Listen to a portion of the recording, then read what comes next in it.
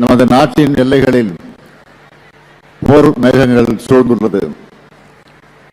பஹல்காம் சம்பவத்திலும் பாகிஸ்தான் ராணுவத்தின் குண்டுவீச்சிலும் நமது சகோதர சகோதரிகள் பலியாகியுள்ளார்கள். அதற்காக பதிலடி கொடுக்கும் வகையில் நமது உயிரை துச்சமாக மதித்து எல்லையில் நமது இந்திய ராணுவ வீரர்கள் போராடி வருகிறார்கள்.